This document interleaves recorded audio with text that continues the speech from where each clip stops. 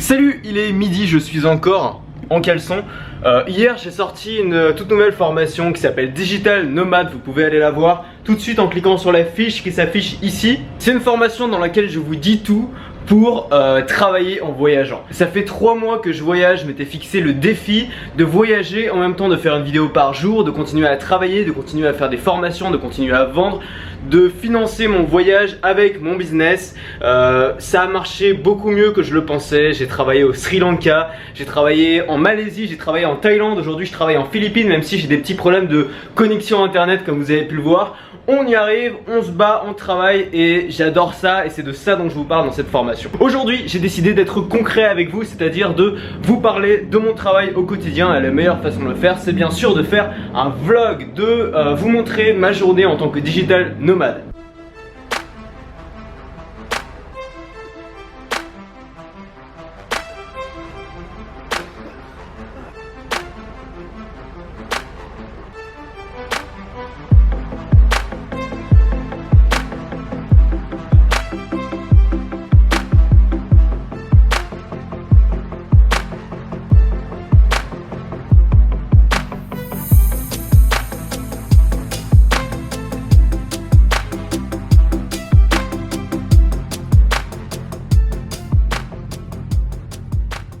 Alors tout commence dans cette chambre d'hôtel, alors c'est pas vraiment une chambre d'hôtel vous le voyez, c'est vraiment un petit appartement. J'ai réservé avec Agoda donc c'est considéré comme une chambre d'hôtel.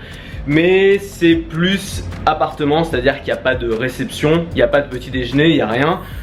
Mais du coup c'est pas trop cher, j'en ai eu pour 40 € la nuit. Faut savoir qu'aux Philippines les prix sont nettement plus chers, les prix de l'hébergement sont nettement plus chers qu'en Thaïlande par exemple. En Thaïlande j'en aurais eu pour 20-30 €, là j'en ai eu pour 40 €. Mais j'ai quand même un vrai petit appart et j'avais besoin d'un appart avec une connexion wifi correcte, surtout puisque je devais uploader toute la formation. Heureusement j'ai pu le faire quand même, ça a été très long, ça a uploadé pendant toute la nuit, mais c'est en ligne. Demain je prends l'avion pour Cebu qui est une petite île où il y a suffisamment d'infrastructures, donc je devrais avoir quand même une connexion internet. Et en même temps il y a des belles plages, donc c'est ce que je recherche. Quand vous êtes digital nomade, c'est assez compliqué de changer d'endroit tous les jours. Je l'ai fait pendant un certain temps. C'est pas forcément facile puisque vous avez besoin un peu de temps pour vous poser. Souvent on travaille le matin aussi et le matin si vous vous déplacez ça vous vide un peu de votre énergie. Quand vous arrivez c'est compliqué par exemple de faire une vidéo. C'est pour ça que j'aime bien rester souvent 2 nuits, au moins 2 nuits dans les endroits pour avoir une journée complète pour me poser. Là voilà, j'ai une journée complète. Ce matin j'ai commencé par faire mon sport. Je me suis pris un bon petit déjeuner. J'ai travaillé, j'ai finalisé la formation. Et là je vais prendre le temps de faire un petit vlog, me balader. Alors je suis à Manille. Manille c'est la ville la plus buzzy du monde. Enfin j'ai jamais vu une ville comme ça, c'est vraiment un truc de fou. C'est-à-dire qu'il y a un monde fou, la circulation, c'est-à-dire qu'il y a des bouchons de 7 h du matin à 23 h. Tout est embouteillé, il y a des klaxons, il y a du bruit. Bon alors là ça va, je vous montre pourquoi. Juste là en fait c'est le terminal de l'aéroport. Donc je suis à 200 mètres de l'aéroport. Je suis aussi à 200 mètres du Marriott. Et du coup c'est un coin super luxueux, super tranquille, où il y a de la sécurité partout. Et où il y a des belles petites maisons à l'européenne, mais je vous garantis que ça représente pas du tout Manille. Donc je vais me balader un peu et je vais vous montrer des petits tips pour être digital nomade. Ça c'est le meilleur ami du voyageur, je ne pourrais pas voyager sans.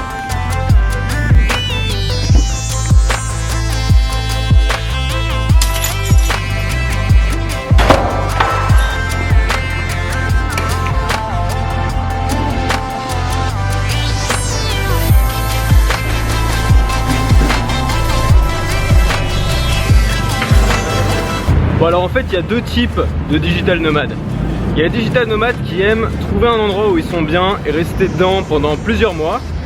Et il y a des digital nomades qui préfèrent vraiment voyager, donc changer d'endroit tous les 2-3 jours par exemple.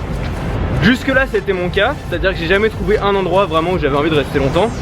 Donc j'ai bougé tous les 2-3 jours depuis 3 mois, donc c'est vraiment un vrai voyage. Mais ça veut pas dire qu'il faut bouger tout le temps pour être digital nomade. Être digital nomade ça veut dire avoir la possibilité de bouger. C'est-à-dire avoir une liberté géographique, avoir cette possibilité mentale. Mais c'est pas obligatoire. Et la plupart des digital nomades en fait aiment se trouver un endroit où ils vont rester plusieurs mois par exemple. Et il y a plusieurs villes qui sont particulièrement digital nomade friendly. Généralement les critères ça va être d'abord le coût de la vie bien sûr. Toujours intéressant d'avoir un revenu français et de vivre dans un pays ou dans une ville où la vie n'est pas chère. Mais il y a d'autres critères bien sûr qui vont entrer en jeu, comme la connexion internet, est-ce que les gens sont sympathiques, est-ce qu'on peut se faire des amis facilement, est-ce qu'il y a des endroits bien pour travailler, est-ce qu'il y a des espaces de coworking, est-ce que c'est une ville qui est vraiment adaptée pour les digital nomades. Et en Asie notamment, il y a beaucoup d'espaces adaptés pour les digital nomades. Et donc dans des villes comme la Thaïlande, comme le Vietnam, alors les Philippines moins parce que la connexion internet est très mauvaise sur tout le pays, mais vraiment très mauvaise. Mais par exemple en Thaïlande, vous avez des villes comme Chiang Mai ou comme Bangkok qui sont particulièrement appréciées des digital nomades. Bon, aux Philippines, les digital nomades ils restent pas à Manille parce que je vous l'ai dit, là je suis dans l'endroit le plus calme de tout Manille. Mais Manille c'est une ville, enfin c'est une jungle, j'ai même pas pu filmer, je voulais filmer mais c'était tellement bordélique que j'avais l'impression que n'importe qui pouvait me chourer mon appareil à chaque seconde. Donc aux Philippines, il reste plutôt soit Cebu City, c'est là où je vais aller, mais qui est une ville quand même qui commence à être assez buzzy aussi, soit Davao, qui est...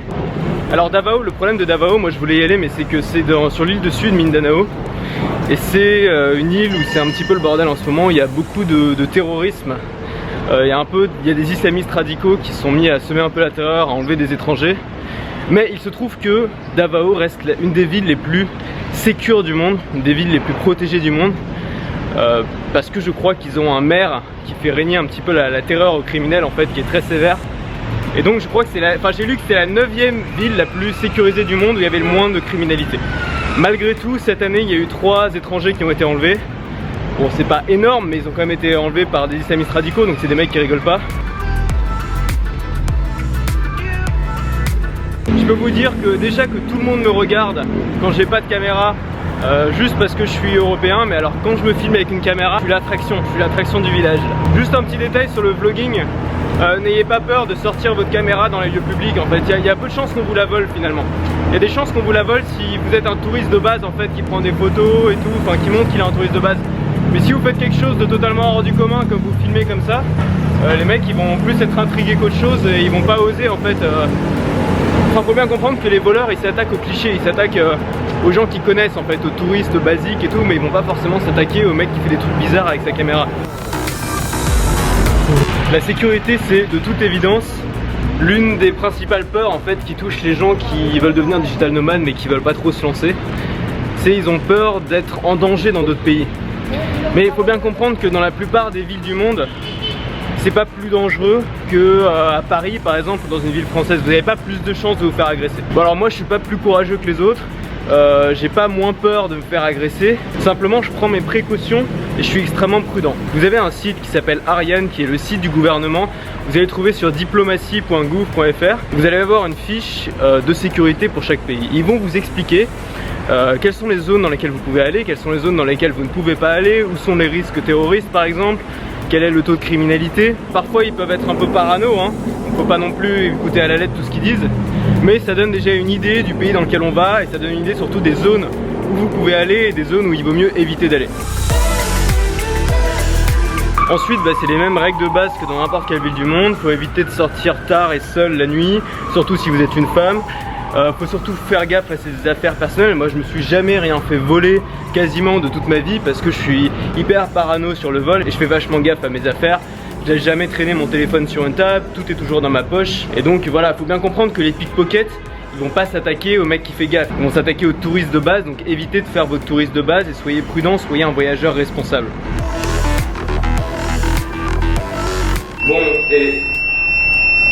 Bon et bien sûr, ça sert à rien d'être parano. La sécurité totale n'existe pas dans n'importe quelle ville du monde, vous pouvez vous faire agresser.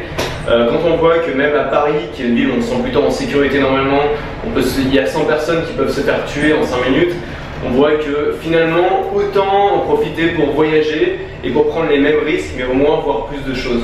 Donc moi je pense vraiment qu'il faut faire attention à ce que la peur ne nous empêche pas de faire ce qui nous intéresse dans la vie. Mais malgré tout, de faire les choses de manière responsable et de ne pas prendre de risques inutiles. Voilà, Manille, c'est ça.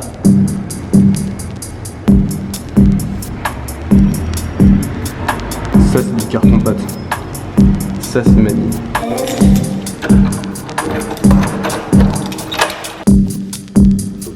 Pour réserver les billets d'avion, Expedia.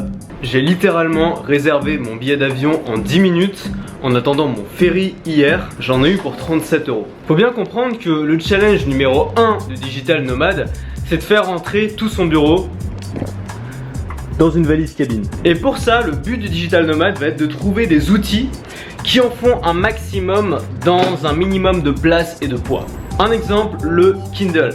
Le Kindle, je sais pas si vous vous rendez compte, mais ça résout absolument tous les problèmes qu'on peut avoir avec les livres en voyage. Ça résout les problèmes de poids, ça résout les problèmes de devoir trouver des livres qu'on cherche dans la langue qu'on veut n'importe où dans le monde. Ça résout les problèmes du prix des livres qui sont quand même nettement moins chers en numérique. C'est un truc absolument formidable, c'est tellement léger. Là-dessus, j'ai une quarantaine de livres. Ce truc et notamment les applications qui sont dessus sont aussi le meilleur ami du Digital Nomad. Je sais pas comment faisaient les gens pour voyager en fait avant ça. Vous pouvez réserver une chambre d'hôtel, vous pouvez réserver un billet d'avion, vous pouvez réserver un appart pour un mois là-dessus en littéralement 10 minutes. Vous pouvez savoir où vous êtes, vous pouvez savoir où vous allez grâce à Google Maps, même quand vous êtes hors ligne. Enfin, je sais pas si vous vous rendez compte, mais en fait, ces outils, on dirait qu'ils ont été créés pour les voyageurs parce que ça change la vie d'un voyageur beaucoup plus que ça change la vie d'un sédentaire. Deux autres choses qui sont vraiment indispensables, ça vous allez le comprendre si vous partez en voyage, c'est ça, parce que dans les 3 quarts des hôtels, les rideaux, ils servent strictement à rien. Et le deuxième truc, c'est ça, c'est les boules qui est. Et ça, je vous garantis que même si aujourd'hui, dans la ville dans laquelle vous vivez, vous n'avez pas l'impression que c'est utile, vous allez les utiliser quasiment tous les jours en voyage, puisqu'il y a toujours un truc qui fait du bruit. Quand c'est pas des travaux, c'est des chiens qui aboient. Ici en Asie, il y a toujours un chien qui gueule pendant toute la nuit. Ce genre de truc, ça peut vous sauver une nuit. Au niveau de la bouffe, vous avez deux options. Soit vous faites comme moi,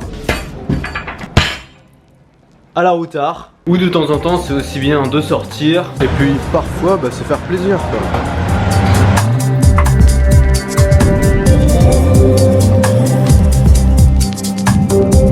Après c'est pareil pour la bouffe, faut pas tomber dans la paranoïa, c'est pas parce que vous êtes dans un pays étranger que vous allez mourir à chaque fois que vous allez aller manger dans un boui-boui. Ce qui est possible par contre, c'est que vous chopiez un petit mal de ventre. Moi ça a duré une semaine là, à la fin de la Thaïlande, au début des Philippines, mais c'est passé tout seul, donc rien de très grave. Évitez la viande, moi j'ai arrêté à 100% la viande de toute façon. Le poisson et les œufs, les glaçons, tout le monde en prend des glaçons. Que ce soit les touristes ou les locaux, tout le monde prend des glaçons et sont là par défaut. Honnêtement, je suis jamais tombé malade avec les glaçons, je connais personne à qui c'est arrivé. La plupart du temps, les glaçons ils sont fournis directement en sachet par une entreprise, donc on peut considérer que c'est de l'eau potable.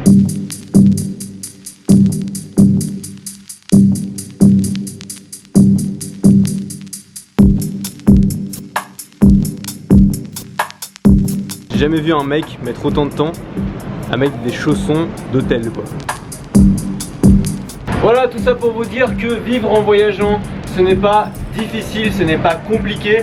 Travailler en voyageant, ce n'est pas difficile, ce n'est pas compliqué. Les barrières, elles sont avant tout dans la tête. Si ça vous intéresse, si vous avez envie de devenir digital nomade, si vous avez envie de changer à tout jamais votre style de vie pour vivre en voyageant, pour pouvoir vivre où vous voulez, pour avoir cette liberté géographique qui m'est si chère, vous pouvez démarrer tout de suite la formation. Vous cliquez sur l'affiche, vous allez voir la vidéo de présentation. Vous avez aussi le lien qui est comme d'habitude en description. Si vous regardez cette vidéo le jour de sa sortie, la formation est toujours en promo. Le prix augmente chaque jour jusqu'à atteindre 97 €. Donc si ça vous intéresse, profitez-en maintenant. Nous on se donne rendez-vous demain dans la prochaine vidéo. Rendez-vous dans l'avion direction Cebu. En attendant, restez libres.